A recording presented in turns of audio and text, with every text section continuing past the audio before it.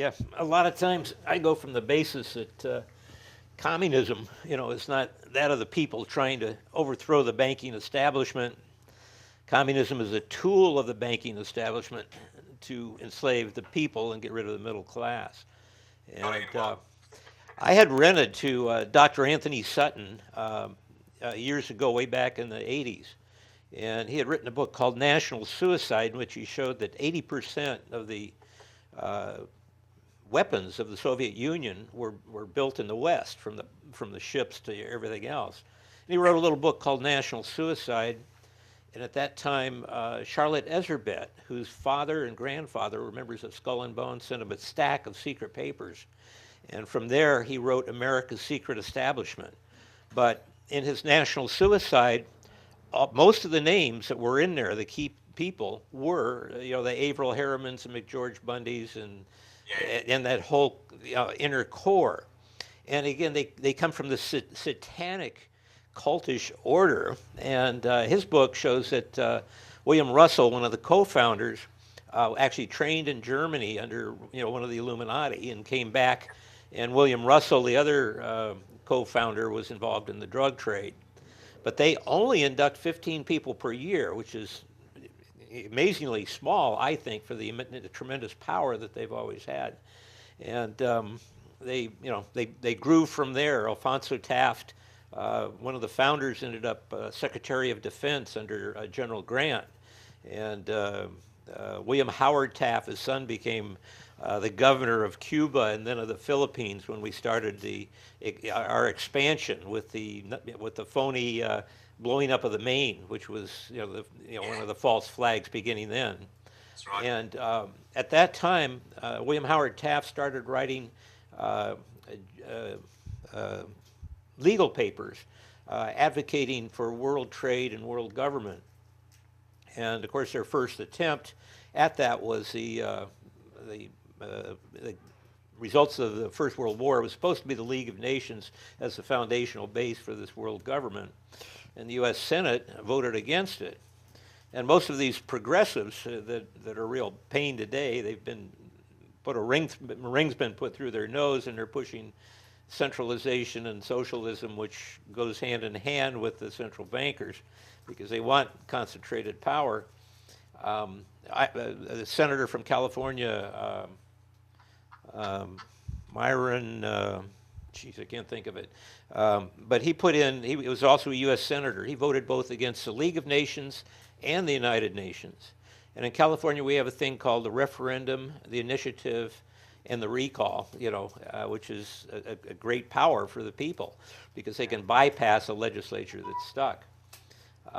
But these are the guys that have been involved. And of course, the Second World War was the head of both world wars. The Secretary of War was Henry Stimson, who's Skull and Bones.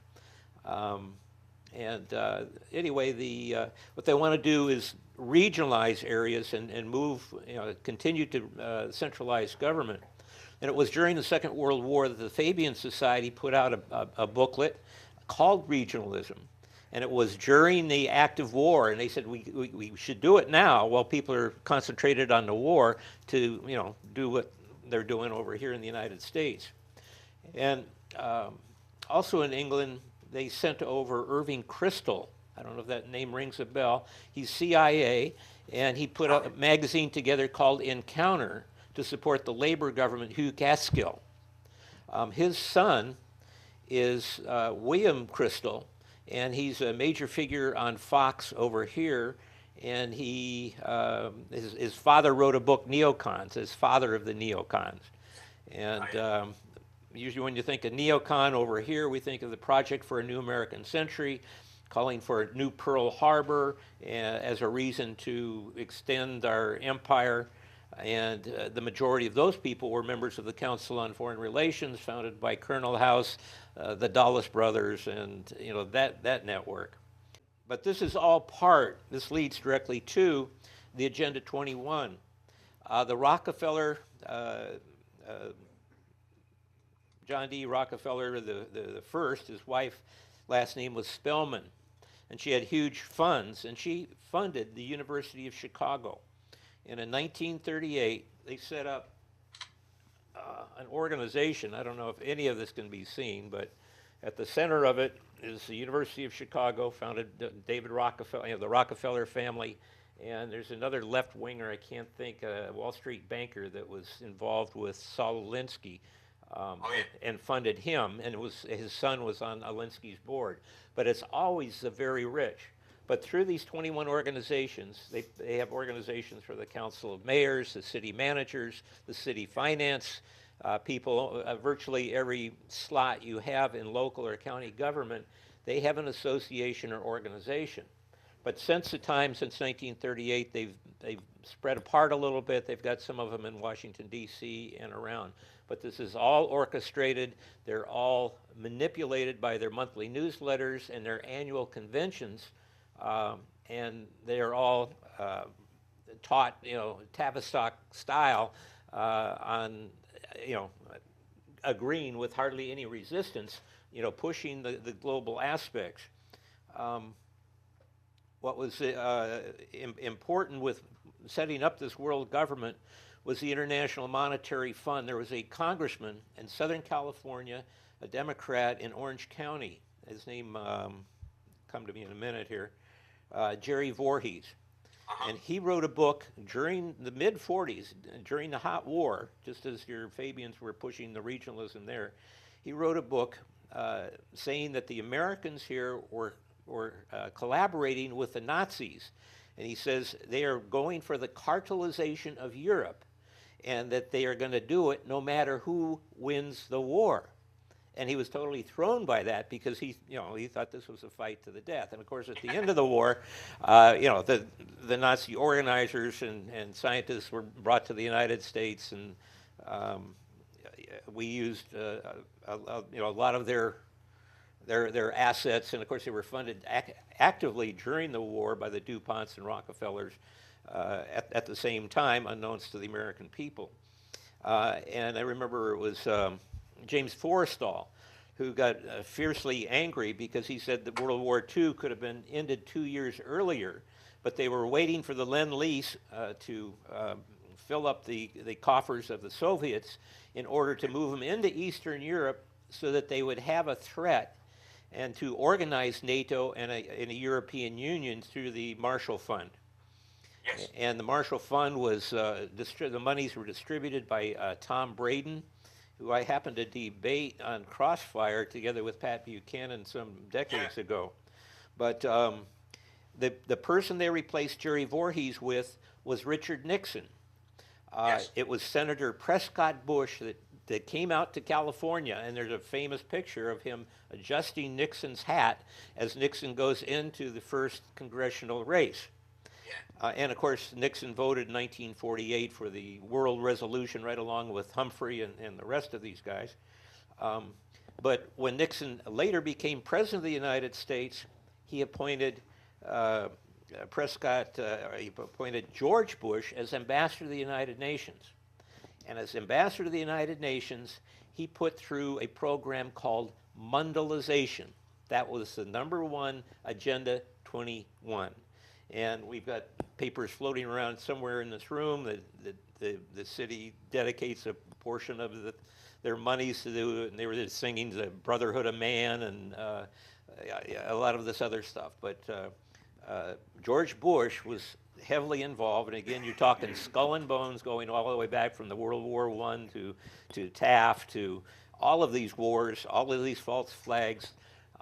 All the wars and revolutions have something to do with this very small group that has a nervous system through the Council on Foreign Relations, the Bilderberg, and the Trilateral Commission. And when Kennedy printed United States notes instead of Federal Reserve notes, bang. And the people involved in that, McGeorge Bundy was part of the Security Council. McGeorge Bundy was the one that pulled back the airplanes for the raid on Cuba. Castro is and always has been a CIA asset. He was in Colombia when George Marshall was talking to the Organization of American States, or a facsimile, and he was trying to organize South America as they organized Europe with the threat of communism.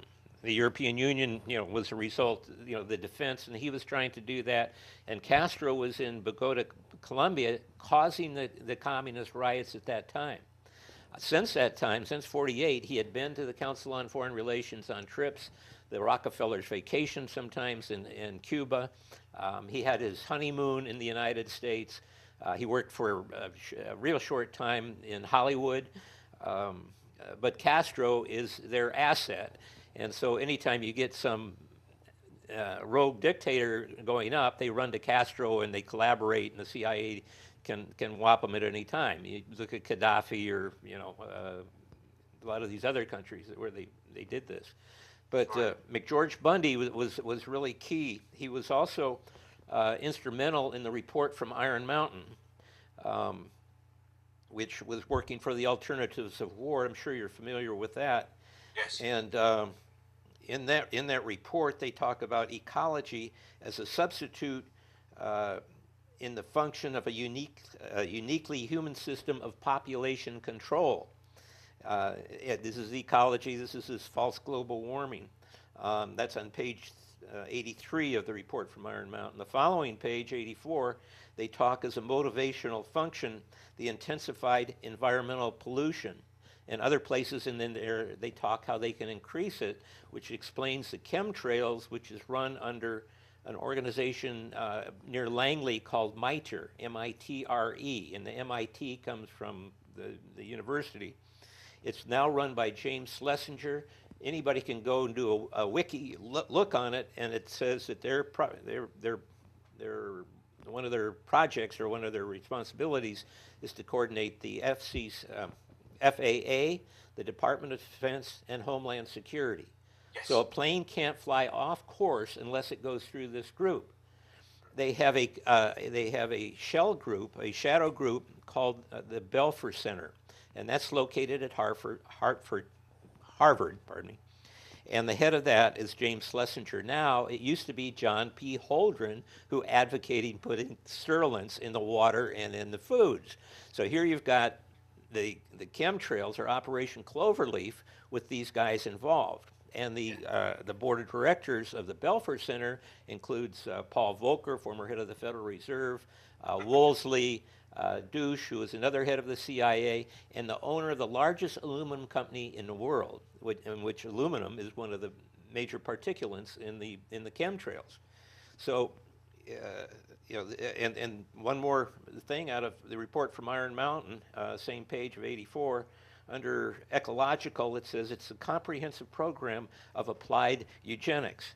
So, I mean, their goals are so clear to reduce the world's population that you really can't get out of it.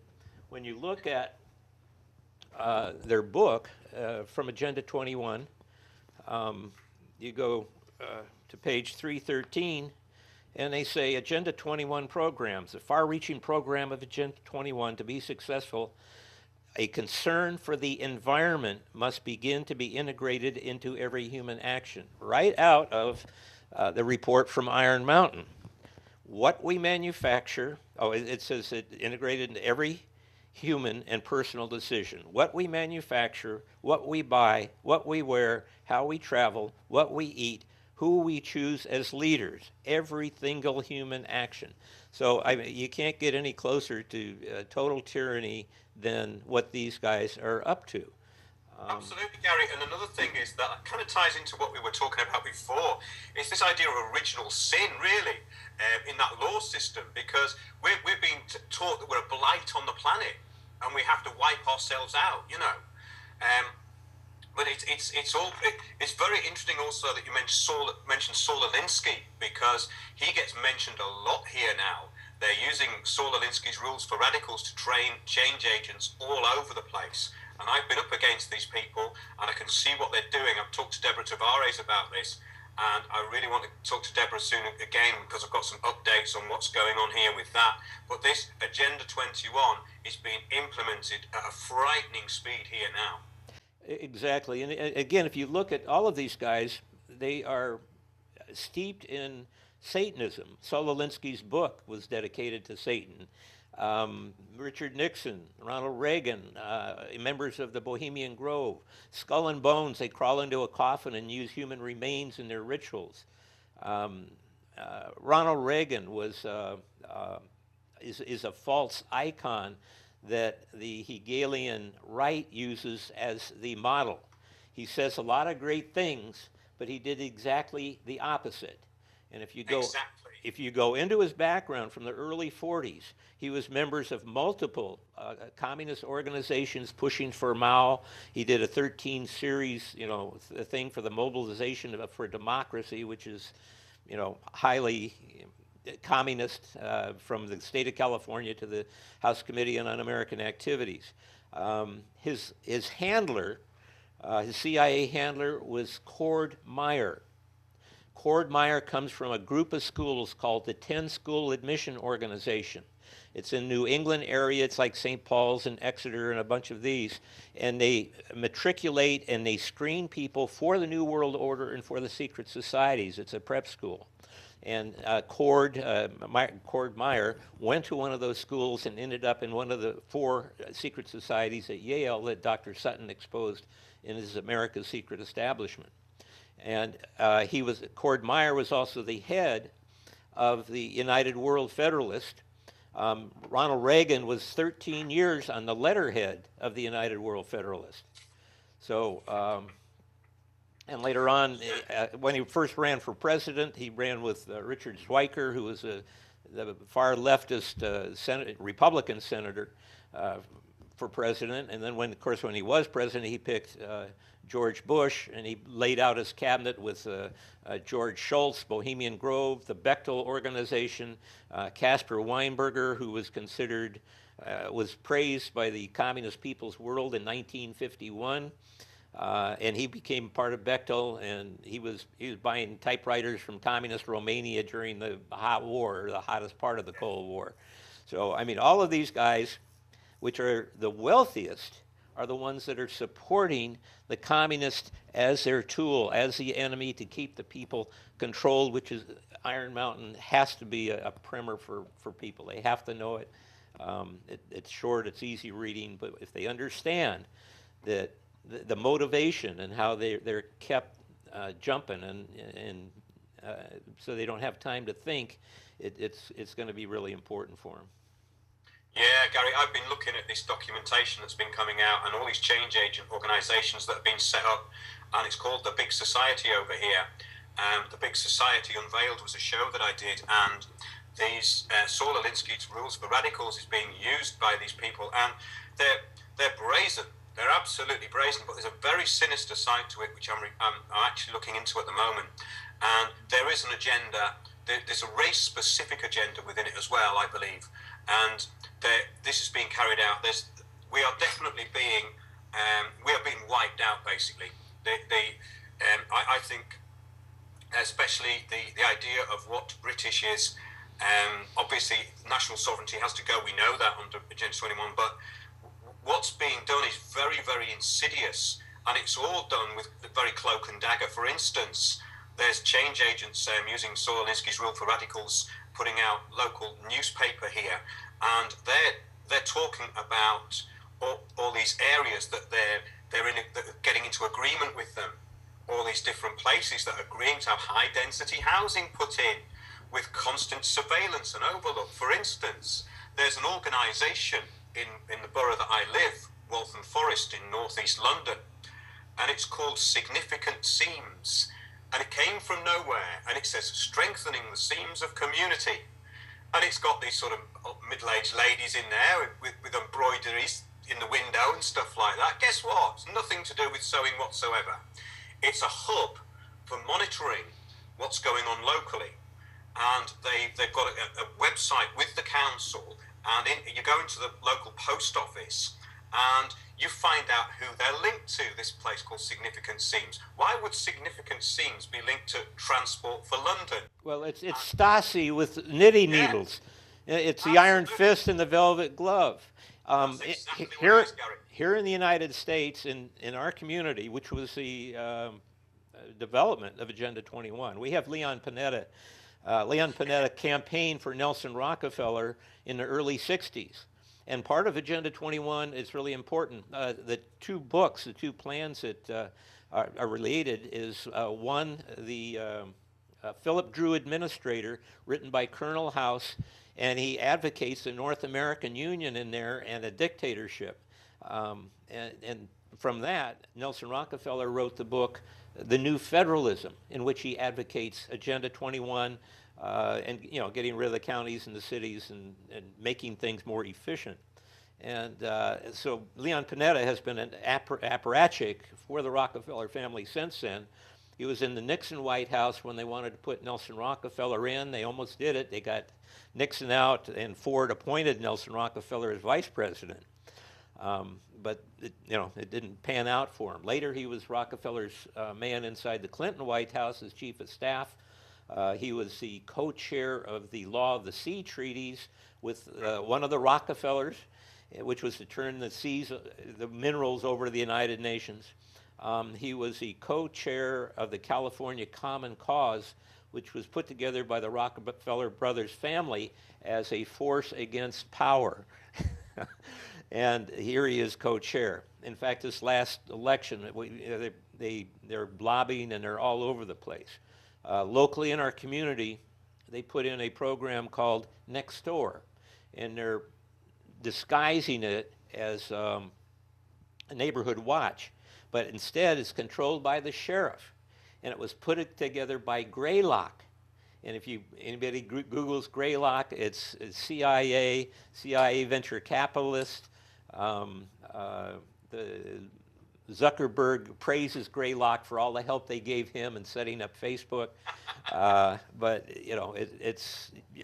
I know exactly what you're seeing there. But if you watch the foundations, you're going to see that these are the sources of of all the little nonprofits. And if you pull that away, the followers drop aside. But they have to pay. They have to push and pay, and of course with the newspapers and the radio, just nudging everybody to the slaughterhouse, they're getting away with it. Well, absolutely, it's great to have that historical background, Gary. It's very, very important because when I try to get this across to people, what they don't really understand, because they can't get their heads around why they're being targeted. They go, why would they want to do that? Well, it's sometimes difficult to get beyond that, but if you get to the point of looking at something that happened here locally, for instance, this Transport for London are funding a thing called Mini Holland schemes. Oh, Mini Holland, great. Everyone will be on bikes because there's going to be no cars, right? Now, what they did is they recruited all these cycling groups and people from transition towns, and loads of change agents have been brought into the area under unlimited, UN limited, locality, regenerate, Citizens UK.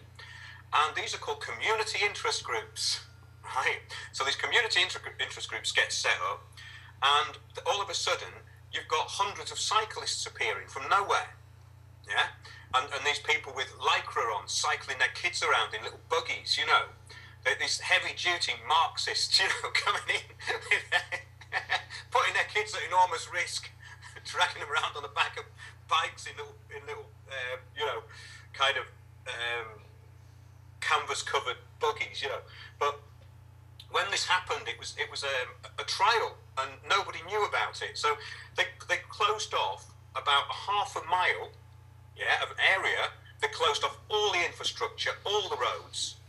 Buses and ambulances couldn't get through. They had wardens there. And meanwhile, you've got all these eco-fascists partying in the street as though it's fantastic and it's all about cycling. Well, if it was all about cycling, there'd be cycle lanes. There's already cycle lanes everywhere. If it was all about cycling, there'd be dedicated footpaths for cycling through this area. There already are. Yeah, well, they really are being brainwashed, and it's like veal. They're stuffing people with things that they think they like or is supposed to be good, that they live in 200 square feet and they have to either walk or bicycle. What they don't realize is the massive culling and the killing that's ahead. And it's been pronounced from so many different sources that this is really something to keep them busy and concentrated as they up the kill. I mean, the killing's going on. You see young people getting cancer from, gee, they're not even teenagers, some of them yet, but young mothers and families, and it's so deliberate. And the chemtrails is so obvious. The GMOs and the fluoride, it's horrific. And the drugs. Gary, that's a good word for it. It's absolutely horrific, and I think this is the problem that people have got. They've been so dumbed down now, especially through the media. Because if I look at say the BBC here, I'm seeing something that's for a 13-year-old. Yes. No one would believe their news stories. Their news stories are ridiculous. Well, they are ridiculous, and people have been dumbed down to this level. And it's also, I was talking to someone about this today, that it's really fashionable here to be willfully ignorant and stupid. And this is all this Facebook culture and social media. You know, LMAFO. LOL, it's like, in fact, you actually see it. You see people go like, oh, I've just had a really bad car accident, lol. Laugh out loud, it's like, but and all this is deliberate as well. There's this whole kind of, once you see it, it's very difficult not to look like some kind of lunatic when you're out and about, because you're pointing it out all the time. But people do get it when it comes home to them, and it's coming home to them. Round here, the property prices are being ramped up artificially, absolutely escalated ridiculously. Now, what they're also doing is putting in loads of sustainable development housing. So there's going to be 1,000 new flats in a very small area where I live, which is going to kill the infrastructure. Obviously, they control parking zones everywhere, and people think that this is a good idea. They go, oh, I'll be able to park outside my house. Yes, but you're going to have to pay an annual fee. And guess what? Your car's going to be too powerful. You go to work in your van, yeah, or you take your estate car or your sedan, right? You go to work and you need your tools in the back. They ain't going to be doing that anymore, because it's going to cost you so much money to park outside that they're going to wipe that out. The only thing that's going to be allowed to be able to park is a smart car, yeah, these tiny things. So people don't quite get it yet. Well, I think it's beyond that. I think these things that are usually built near the railroads and so forth really aren't for these people. It is maybe just for a short time before the troops occupy them. They're built more like barracks with the minimal services. That's why you don't need cars and stuff, because it'll be buses and trains. Hitler's boxcars will take them away, and the stone and guards will, create some peace, and they'll be done away with. There's a point I was going to get to, which is very important. You've just brought me onto that, because that's exactly a good point to bring that in, because when people said, why are they closing off this area? In other words, you've got a whole area that's inaccessible, yeah? Well, that can be quarantined. And it's got two major arterial routes on either side of it. So you've closed the whole area down. It's a martial law area, yeah? They can just close it down simply. Now, and that's what it's about, because it's in those Agenda 21 documents. Part of these hive communities is that they're easy to segregate, and basically that's what they're doing. You can see what they're doing.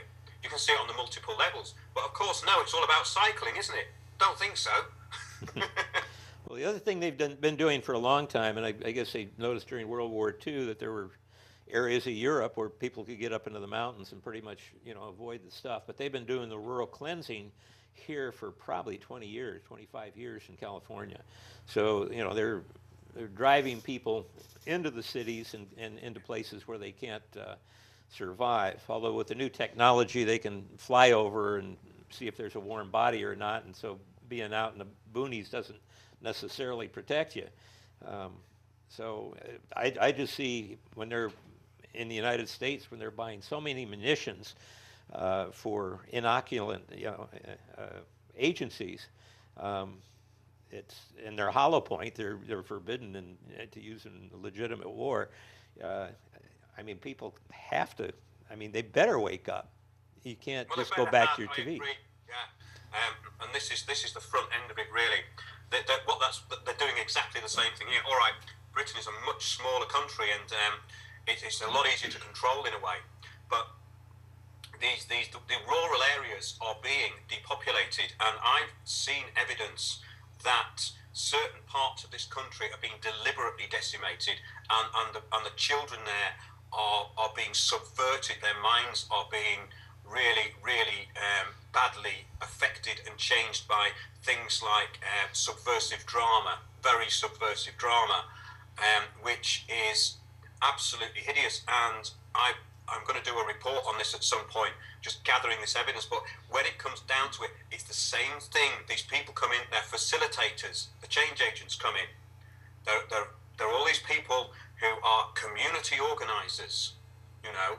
And I was watching Deborah Tavares in that public meeting with the Delphi technique, because when in that show where we talked about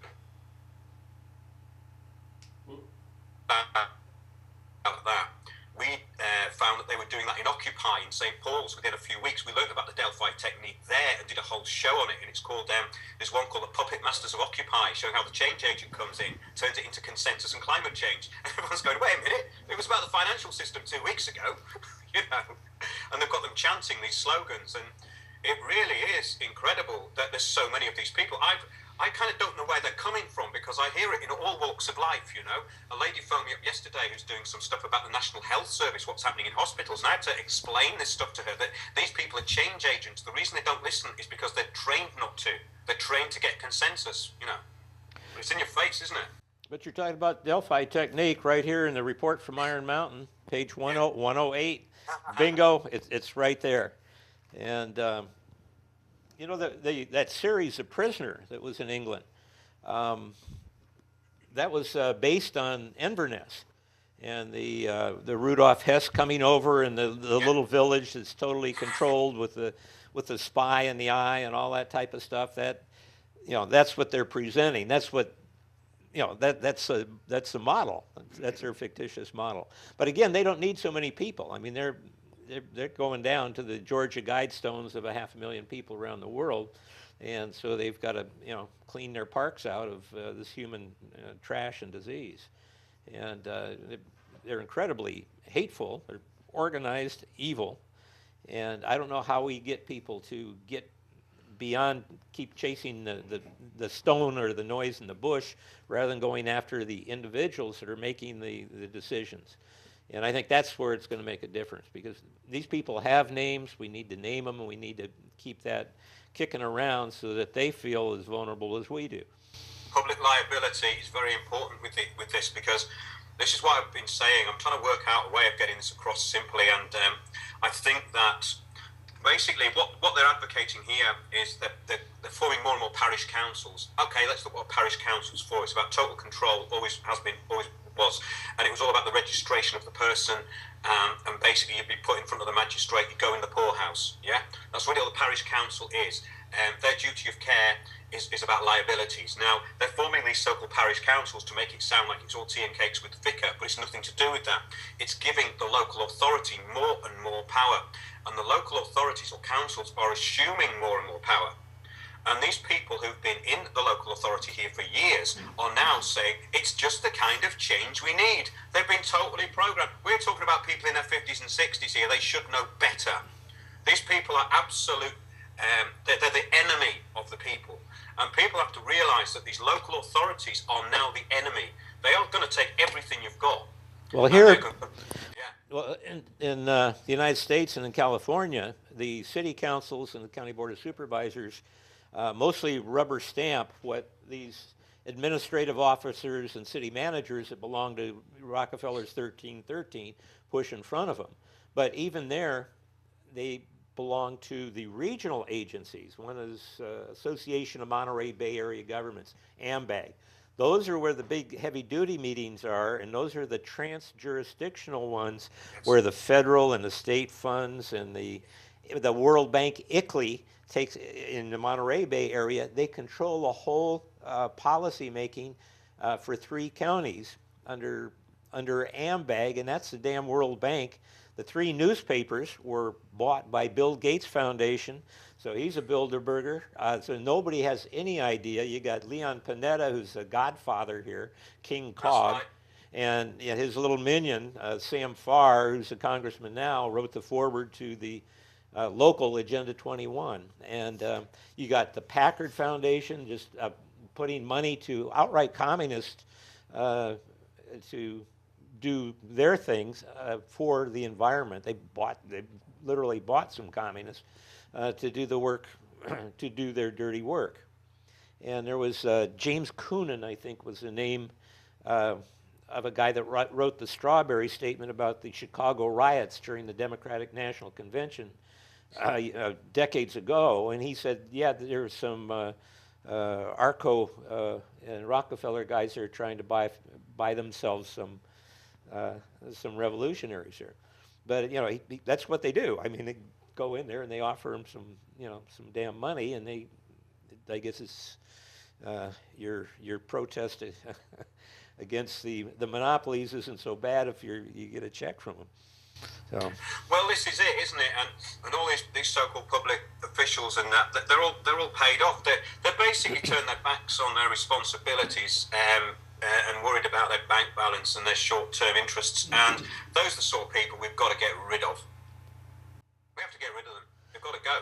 Yeah. Well, we had a group in our area called the Resource for Nonviolence. It's been there about 30 years. Yeah. And just last Friday or the Friday before, they brought in a woman who puts on her resume that she's a team member from the Council on Foreign Relations. And the Resource Center for Nonviolence is supposed to be against all these wars that are going on all over the place.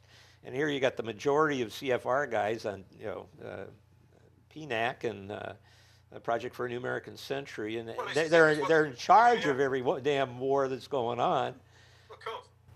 Of course, you've got to give them what they want and get both sides.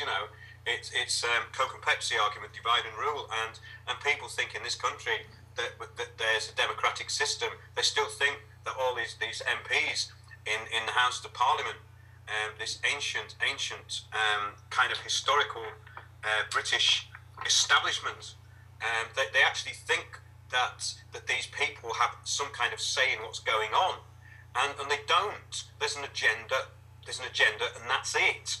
I mean, we've got this Mayor of London, this Boris Johnson, public school boy.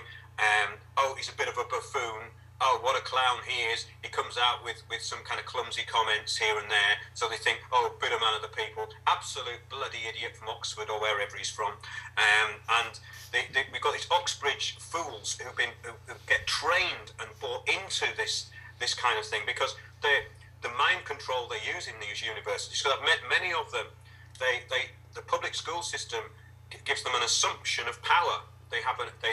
We're the guys who are going to change things. We're the guys who are going and actually they're the biggest sheep on the planet, because they believe that the system is righteous and it's supporting them and it's going to support their children. They have no idea what's going on whatsoever, and these are the most easily used people on the planet. Well, this resource center, which has matriculated a few people into the county board of supervisors and the city governments down there, has a nice building right across from the county building. And last time I looked, they were funded by the Kellogg Foundation. And the Kellogg Foundation sponsored the first 1912 eugenics conference and the pure race, whatever it is. And these guys are all pro-parenthood, which is, killed more than half the black babies in the United States last year. And they're just evil, and their do-goodness is hard for me to see, but they group think, and they, believe they're doing God's work when they're doing Satan's. It's amazing. They get it everywhere. I mean, it's incredible. I mean, I think that there's been a huge increase in these amount of trained change agents coming in. We know that because David Cameron over here said there was going to be at least 10,000 of these people trained. Now, we're talking about people in the public and private sector. These aren't people who are just being trained by a government. These are being trained by the private sector. And people need to understand this, that basically it's a corporate looting. That's all it is. And these corporations are taking everything. For instance, this is another example, which really backs up this corporate takeover, is that the Metropolitan Police management is now Halliburton, Kellogg Brown and Root. So the military-industrial complex are running the Metropolitan Police. Now, there's a quote that I always like to give about the Metropolitan Police, it was an investigation called Operation Tiberius, which stated that the Metropolitan Police were inherently corrupt and could not be changed. Always put that one in an affidavit. That's always very good. But the people don't realise that the police are a private security force, and they are no longer there to uphold the law. They are not there for that at all. And ever since the Olympics here, there's been police just drive around in these huge police carriers with riot shields on the windscreen and all that. And that never used to happen. You'll be having a cup of coffee, right, in the West End of London somewhere, in Soho, say, and they've got these armoured vehicles going around all day long, and no one seems to question it, with about 2 or 3 police in. What are they doing? And I went past one the other day, and they're all eating their fish and chips in this armoured police van, and it's like, what is going on? You know, people don't realise that we're already under martial law in this country. Yeah, our police used to be dressed in blue and were called peace officers. And Yes. it's changed. Although some of them are alert. We've got Alex Jones in Santa Cruz that's played twice a day. I don't know. We're just blessed. So there's some people out there in the police. Some of the police are more informed than the general public. And if I ever see them eating coffee or something like that, I'll try to give them a DVD or that information, because the guys with the guns or billy clubs should be informed. And information is getting out there. I don't know how this race and time is going to pan out. And exactly, I think they're ahead with what they're doing. I really do, Gary, because I have seen the implementation of Agenda 21 in the past 2 years absolutely accelerate through the roof around here. It was just bits and pieces before. You'd see little things happening. Now we've got the Walthamstow Wetlands Project. We've got the Wetlands Project now. This huge area of marshland with nothing on it but a railway line and some reservoirs is now going to be, guess what, a nature reserve. But so this was open public land.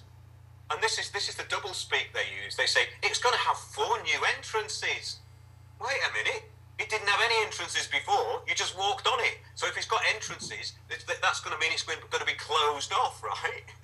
And there's all this stuff going on, and this sustainable development housing, architects for sustainable development with their tiny little flats, and there's stuff being built around here now out of wood.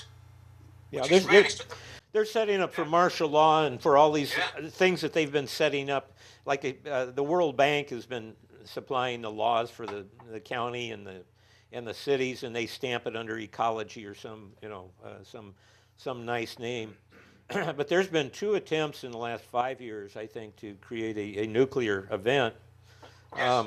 One was that guy that had worked for MITRE, which controls the skies, and he was ended up in a New Jersey dump, I think.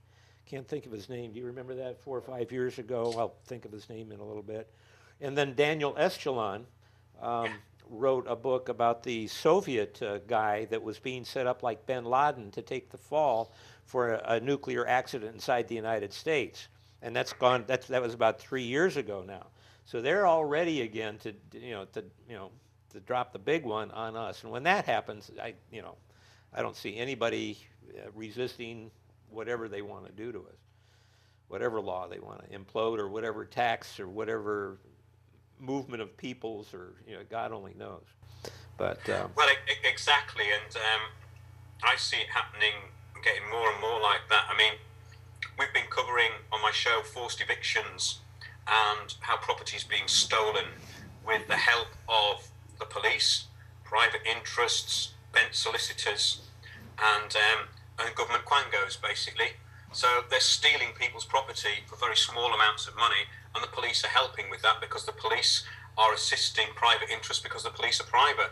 And we now know that the police and these so-called bailiff companies have a meeting beforehand, and there's always a private investigator there at an eviction. These things I didn't know before. It's all becoming very clear. But everything's going to be centered around these hive cities, these hotspots, and it's becoming one where I'm living now. I want to give you an example of some of this Agenda 21 being played out, and the fact that because they're doing everything by consensus, and people are going, we don't seem to have any say in what's going on locally. Yeah, we don't have any say in what's going on locally. These developments appear. They're putting in Tesco's in everywhere. It's like sustainable development housing with constant surveillance and ruining in the infrastructure. And none of the local businesses are getting a say in anything. And we've got this newspaper, and it's, guess what? This is the leader of the council. So he's gone, what we're going to do? What we're going to do? They're not being fooled enough anymore. I know what we'll do. We need to talk. We need to talk. And this guy has been the leader of the council here for years. And I used to go to council meetings, and I thought he was a reprehensible person. Now I know that he actually is. Chris Robbins of Waltham Forest Council. Now, he actually was confronted by members of the public about a development which went through. Everybody was against it. They put in shops that they took away local shops, and they brought in Tesco's. They built a block of flats which was hugely overlooked properties, devalued people's property. And this guy says it's just the kind of change we need. It's incredible. And when in the village part of where I live, they call it the village, this bit they're going to close off to traffic. There was a woman there, and she was saying what a great idea it was, and we need a petition. We've got to get everyone to agree with this to have this mini Holland. You know, this thing that's not really about cycling, but closing off loads of roads and causing chaos. And this fellow said, well, I don't agree with it. I don't agree with it. I think it's a really bad idea. And she said, you just don't want change. You're frightened of change, aren't you? There you go. How many people still have cash versus using the plastic? Because when the plastic gets cut off, it'll be right into the wall. Oh, I know. I try and deal in nothing but cash. This is what I say. It's a, one, keep the council and the government out of your business. 2, deal in cash all the time. 3, barter. Well, that's going to make me a domestic terrorist now. Yeah, cash, you know. Yeah, with that Ebola, scenario in that NASA report. That NASA report was written about 3 months before 9/11. And in there, they're talking about the CNN syndrome, about killing Americans on live TV in color, and of course we've seen that in the last couple of weeks with the with the throats and all that type of stuff. Absolutely. That's the so high end of it. they're invoking this whole thing, and they're still selling this overpopulation, whereas Europe and I think half the world can't replace itself now, and it's going fast. You've got the in 1917 they had the Red Cross mission to the Soviet Union. And what they did, it was mostly bankers that were cutting all the deals with Lenin and getting the manganese and cutting their deals to make sure that the Bolsheviks, which it took them a couple of years to really get control, but it was all Wall Street and Federal Reserve that got in there to create the 2 world wars, which killed hundreds of millions. And of course, we're doing the same thing with Ebola by putting troops, into West Africa. Under I can't rationalize that anyway, except that they're going after the assets and they're killing the Indians, so to speak, in order to have their presence in Africa, like they've done with the Middle East, leaving everybody to fight. And with this new Republican majority, most of them the Republicans belong to this Ripon Society. This is really important for people outside the country to know, even inside. Yeah, I don't know about this. Yeah. It was founded by Nelson Rockefeller when he was running for trying to go after Goldwater in '64. But if you look up Ripon Society, you can find those Republicans that are for the New World Order, the phony. So you can see the Jeb Bushes and you can separate them immediately as to. You put a tail on that donkey right away when you find them on the Ripon Society. But we've got a number of them in California, and there's a number of them running for president. Yeah, I'm just looking at it now. It's interesting to get your perspective because we're talking about the same looting operation, the same genocide. They've just slightly different brand names, but they're all under the same thing, which is United Nations Agenda 21. And I think there is a bit of hope here. I found something last night which actually shocked me.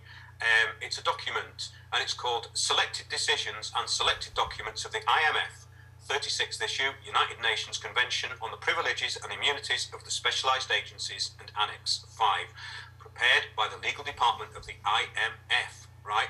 Now, in this convention, the word standard clauses refers to provision of articles. Here we go. The words specialized agencies. This is what we need. Specialized agencies.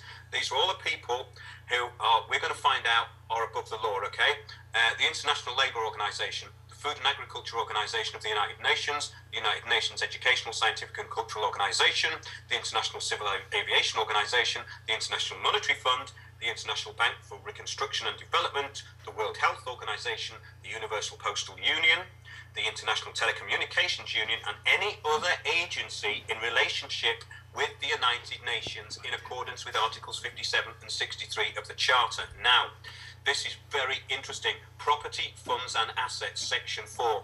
The specialised agencies, their property and assets, wherever located and by whomsoever held, shall enjoy immunity from every form of legal process, except, forget this, Gary, that you'll love this, except insofar as in any particular case they have expressly waived their immunity.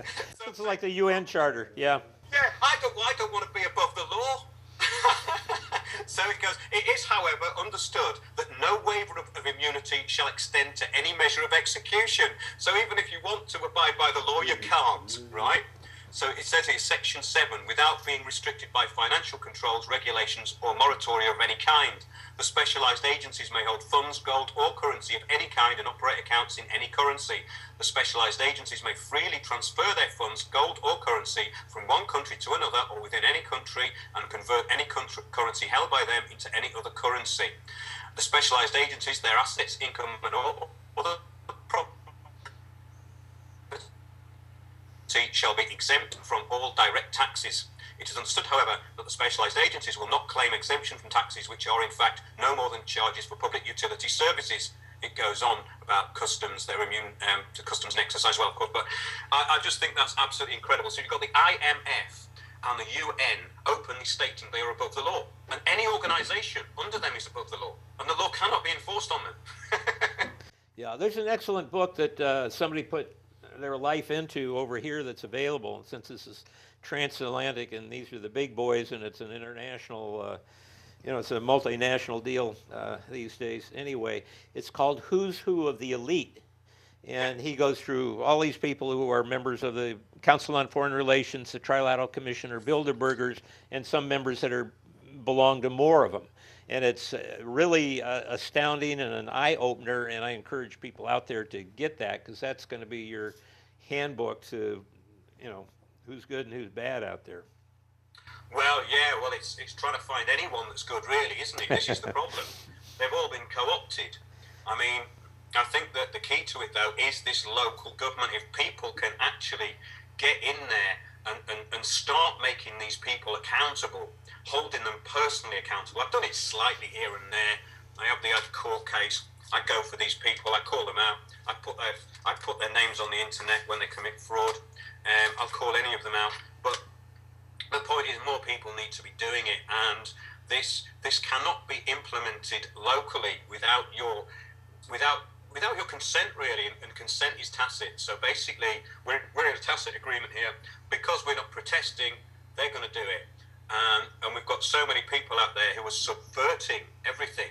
I don't think people are aware enough of what change agents are and how they're operating. That they're starting to become aware of it. People are coming onto the show who can't understand what's happening to them. They go into these public meetings. They're going to things like about what's happening in the NHS, the National Health Service, here, the hospitals, and they're just getting railroaded. And they come out and they go, "What just happened in there?" It's organized evil. They've got to understand that there are evil people and that it's organized, and these guys have had centuries at it. I mean, without that, and the fact that right now their agenda is to eliminate 80%, 85% of the people, and you're one of them. And I think it's the problem we're up against, Gary, as well, is that when you mention population to people, they go, "Well, the planet is overpopulated." Exactly. And they all say that without thinking about it, And I say, okay, well, let me send you this Centre for Population Change graph here then, and let's see how the world's population has declined since 1800. How the fertility is declining. Fertility's just completely dropped, basically. Yeah, look at Russia. It is lost 20% or something like that, and Yeah, but it's really about what we do now. I think. I mean, it is very frustrating because they seem to have. I was talking to Deborah Tavares, and what's going on in California is absolutely horrific. You know, it's horrific what's going on there, and the wealth is being stripped from the people. All the assets are being stripped. All the aspirations are being stripped, and basically we're going to have nothing left. So we've got nothing to lose now. Deborah's We haven't going got to be anything to here. lose. We've lost it all. Tell her Deborah's Really? going to be here in a few minutes. Yeah, Deborah's going to be here in a few minutes, so. Oh, great. And I think we're about at the end of this tape here. So I'm trying to think if there's anything else. If people want to go to my website, it's newsexpose.org, and they'll find information about Greylock and the CIA Stasi neighborhood program. They'll find a lot about the MITRE, which is formally in charge of the chemtrails. They'll find stuff about Reagan, who is the false hero of the right that is brought up by Republicans. And there's some good stuff on Saul Alinsky in there too. But Well, that's great. I also I'd recommend anyone go to your site. I haven't looked at it before. And my site's called windowsontheworld.net. We do a show every Sunday at 9 p.m. GMT, which goes out. We cover a wide variety of stuff, and there's a lot on this big society, Agenda 21, how it's being rolled out, who's doing it, and what we can do about it on the website. So we're all trying our best, really. Yeah. That's great, Gary. I've really enjoyed that. well, thank you very much. Great to meet you. And Yeah, we should do this more. I mean, the amount of information that's coming my way, and same as with you, it's incredible. Because what we can do is help each other fill in any gaps, because there's always gaps. And if we're across the pond from each other, there's stuff being played out slightly differently over there, and there's information over there that we don't have. So I think that's really important that we keep this sort of dialogue going now. yeah, they've got another project it'd take some time to talk about. It's called Civinomics, and it looks like it's supposed to be a friendly way to reach government, but it acts as an ombudsman to keep people away from the policy makers and to get them over on the side, away from the people that are making the decisions. It's pretty clever, and there's several names for it, and locally it's called Civinomics, and of course the politicians love it. Well, yeah, I mean, yeah, as I say, it's ramped up here. It's ramped up. It's a bit off the charts, really. The area I'm in has been targeted as one of these boroughs, you know, for sustainable development. You know, they're basically hiving the whole population. There's cell phone towers outside all these flats they're building, and we've talked about that before. Once you get onto that side of it, though, people can't quite get their heads around it until they look at the facts that no real, proper, scientific testing has been done on Wi-Fi and EMFs in this close vicinity of people. It's not really been done. It's not even been tested properly on rats. So basically, we're not even lab rats. We've got no idea what these frequencies are doing. And when I was at the People's Voice, the television station, there was definitely people being zapped there. I was one of them. Whether they were doing it through cell towers and through the Wi-Fi, I don't know. Yeah, we got that. We got that Fort Meade report about radio waves causing dizziness, nauseousness, or unconsciousness. One last little thing. Ed Griffin, who wrote The Creature from Jekyll Island, this December 12th and 13th, he's having Operation Uplift, and it's people from 34 different countries meeting in Paso Robles, California. If there's anybody with the capacity to get out there and get involved, I think I hope this mix is going to kick some things off. But he's been a reliable guy, and he figures it's a last chance to get people cooking again. Well, that sounds great, and that's something I'll be definitely looking into. There's 3 shows that I'd recommend people look at on the website here, people in the UK, and I think people in the States will find it interesting too. One's called Mini Holland Schemes, Fake Green equals Fake Green Fascism. We put that out a couple of weeks ago. There's another one called The Big Society Exposed, and the one I did with Deborah called The Smart Green Genocide. And there's information in there about everything we've been talking about, all the government documents there, all the evidence is there. It's been played out in front of you, and you're having no say in this whatsoever at all. So I think everybody needs to get involved now. That's terrific. Our editor says we got 1 minute left here, so again, it was great talking to you, and maybe we can swap more atrocities in the future.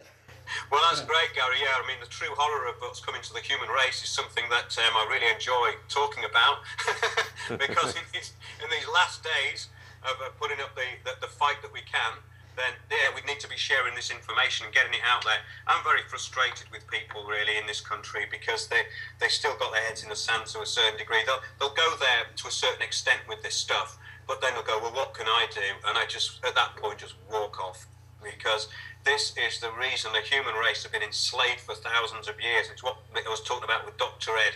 Maybe we have been genetically modified to be dumbed down and subservient, but I think a few of us are breaking the mold, which is great. Well, maybe the guy with the slingshot can get this Goliath in the right spot. That might make the difference. But nothing's predetermined, so we always got a shot at the moon. That's great, Gary. Well, I'll be looking at your website, newsexposed.org, and I hope people will look at windowsontheworld.net and join us every Sunday night, 9 p.m. GMT, for a new show. We love to hear from people, and we're building this thing all the time. We're gonna try and wake as many people up as possible. Terrific. Good talking to you. Thanks, Gary.